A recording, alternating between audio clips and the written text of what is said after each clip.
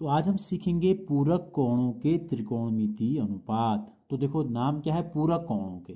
तो पूरक कोण क्या होते हैं, आपने पिछली कक्षाओं में सीखा है कि पूरक कोण क्या होते हैं। देखो पूरक कोण क्या होते हैं, पूरक कोण एक कोण न होके एक कोणों का युग्म होता है। कोणों का क्या होता है, युग्म, यानी कि जोड़ा, यानी कि दो कोण मिलके पूरक कोण बनाते हैं। जब उनका योगफल यानी कि उन दोनों का कितना होता है, एक समकोण। एक समकोण कितने का होता है, 90 अंश का।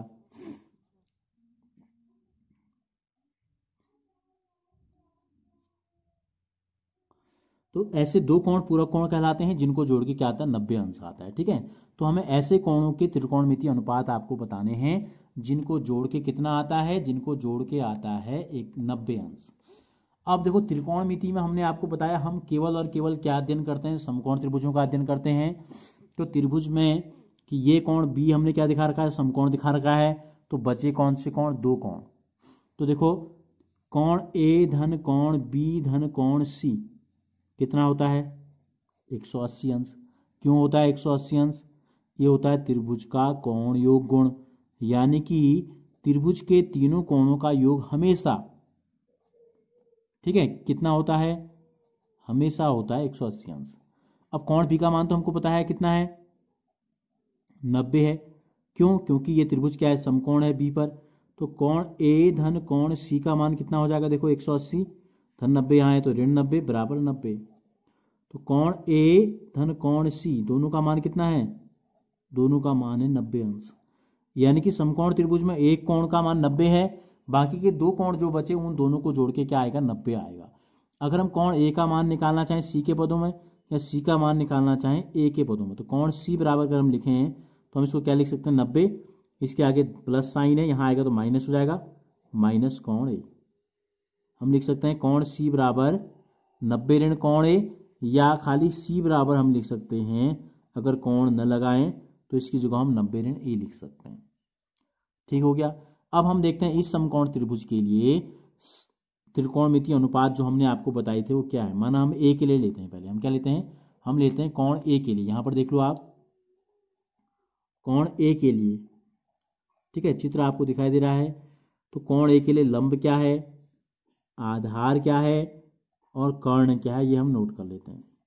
देखो जिस कोण की हम बात कर रहे हैं, कोण ए की, तो ए के सामने वाली जो भुजा होगी, ये वाली भुजा BC, वो क्या होगी, लंब होगी।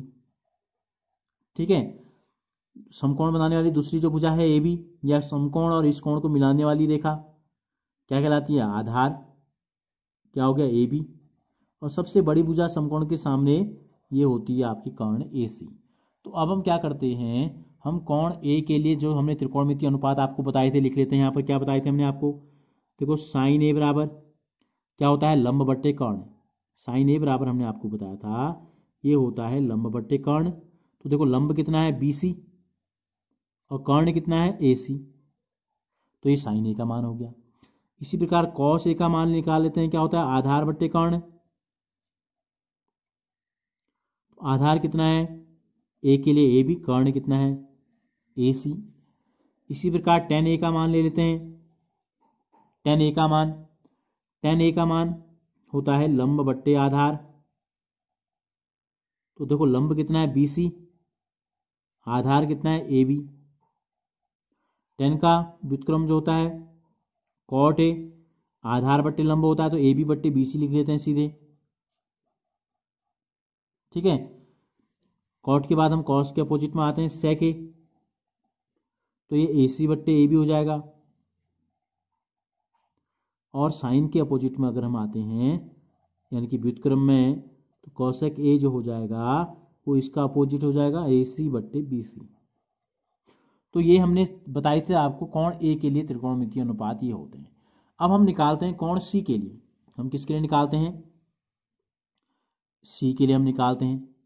ठीक है, हमने क्या रखना है, C की जगह पर रख देना है 90 ऋण A। हम ऐसे भी लिख सकते हैं साइन C, या साइन C की जगह पर हमने क्या रख दिया, 90 ऋण A रख दिया हमने।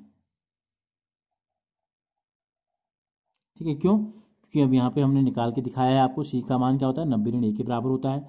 तो अब देखो साइन सी, अब सी के लिए भी हम यहाँ लिख लेते हैं पहले, ठीक है। सी के लिए भी त्रिकोणमितीय वो लिख लेते हैं, लंब क्या है, आधार क्या है, कर्ण क्या है। तो यहाँ पर लिख लेते हैं कोण सी के लिए, कोण सी के लिए लंब क्या है। देखो लंब और आधार केवल चेंज होते हैं, कर्ण तो वही रहता है, तो कर्ण रहेगा ए सी ही। अब चित्र में मैं आपको ले जाता हूँ सी के लिए लंब। देखो सी के लिए लंब क्या होगा, सी के सामने वाली भुजा क्या ए बी, और बी सी हो जाएगी आपका आधार। तो लंब हो गया अब ए बी और आधार हो गया आपका बी सी। यहाँ क्या था, लंब बी सी था, आधार ए बी था, तो चेंज हो गए। तो देखो साइन सी हमने लिखा है, तो सी का मान क्या होगा, लंब बट्टे कर्ण। यहाँ हमने लिखा है सूत्र लंब बट्टे कर्ण, साइन सी बराबर लंब ए बी बट्टे कर्ण ए सी। अब जो हमने यहाँ ऊपर त्रिकोणमितीय अनुपात अभी लिखे, इनमें देखो ए बी बट्टे ए सी कहीं दिखाई दे रहा है आपको, ए बी बट्टे ए सी बराबर क्या है, कॉस ए।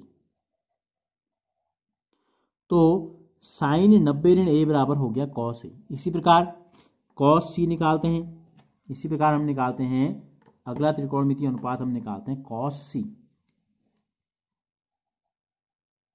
तो देखो सी के स्थान पर हमें क्या रखना है, हमें ए के पदों में रखना है, और सी बराबर हमने निकाला 90 ऋण ए।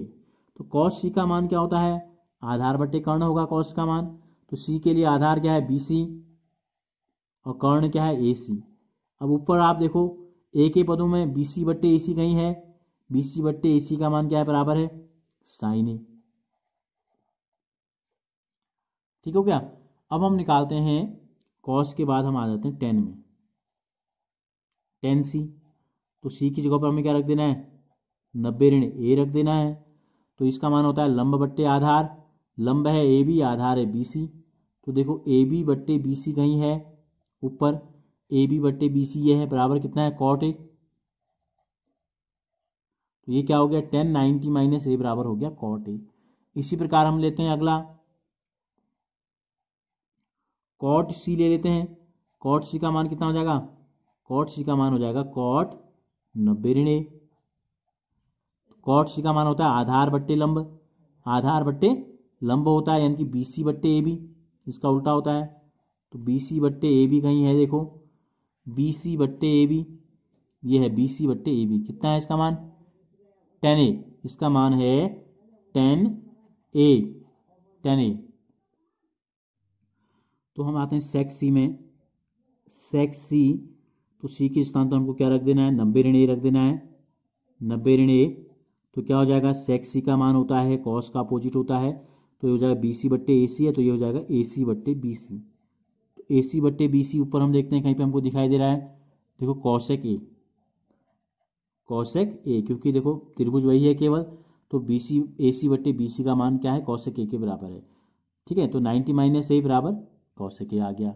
अब क्या बच गया हमारे पास, सेक भी ले लिया हमने, अब हम ले लेते हैं आपका कॉसेक, कॉसेक सी। देखो साइन सी का अपोजिट होगा, साइन सी का मान कितना है, ए सी ए बी बट्टे ए सी। तो इसको हम लिख देते हैं, पहले तो हम लिखते हैं इसको 90 माइनस ए, और फिर हम लिख देते हैं साइन सी का ए बी बट्टे ए सी है, इसका ए सी का बट्टे ए बी हो जाएगा, उल्टा हो जाएगा। ठीक है, तो ए सी बट्टे ए बी हम ऊपर देखते हैं कहीं पर अगर हमको दिखाई दे रहा है, ए सी बट्टे ए बी यहाँ पर हमको दिखाई दे रहा है, बराबर क्या है सेक ए। तो इसका मान हो जाएगा सेक ए। तो हमको ये 6 त्रिकोणमितीय अनुपात, पूरक कोणों के त्रिकोणमितीय अनुपात हमको मिल गए। वो क्या क्या है, देखो ध्यान से देखो। पहला है साइन 90 ऋण ए बराबर, यहाँ देखो साइन 90 ऋण ए बराबर कॉस ए। पहला जो हमको मिला साइन 90 ऋण ए बराबर क्या होता है, कॉस ए। दूसरा मिला, यहाँ पर कॉस था, यहाँ पर कॉस कर लेते हैं। ठीक है, कॉस सी है तो कॉस 90 ऋण ए, तो कॉस 90 ऋण ए बराबर साइन ए। 10 90 ऋण ए बराबर कॉट ए। 10 90 ऋण ए का जो मान होता है ये कॉट ए के बराबर होता है। कॉट 90 ऋण ए का मान, कॉट 90 ऋण ए का मान होता है 10 ए के बराबर। सेक 90 ऋण ए का मान कॉसेक ए के बराबर होता है, और कॉसेक 90 ऋण ए का मान ये होता है आपके सेक ए के बराबर। तो कुछ त्रिकोणमितीय अनुपात के सूत्र हमने आपको पहले बताए थे, ठीक है, उनके साथ ही आपको क्या करना है, इनको भी नोट कर लेना है। तो कैसे आए आपको पता चल गया, आपको बहुत ज़्यादा रटने की जरूरत नहीं है। आप जब इनका यूज करेंगे ज़्यादा से ज़्यादा तो आपको अपने आप ही क्या हो जाएंगे, याद हो जाएंगे। बस आपको याद रखना है 90 सब माइनस में है, और देखो साइन का कॉस हो जा रहा है, कॉस का साइन, साइन और कॉस एक दूसरे के उल्टे हो रहे हैं यहाँ पर। टेन का कॉट हो जाता है, कॉट का टेन, यानी कि टेन और कॉट क्या है, अपोजिट है पूरक में, यानी कि साइन का पूरक कॉस है, समझ लो, कॉस का पूरक साइन, टेन का पूरक यहाँ कॉट, कॉट का पूरक टेन, और सेक का पूरक यहाँ कॉसेक में आएगा, कॉसेक का आपका सेक में आ जाएगा। ये आपको ध्यान रखना है, तो और कोई दिक्कत नहीं है। अब हम क्या करेंगे, इन सूत्रों का प्रयोग करके प्रश्नावली 8.3 को हम हल करेंगे।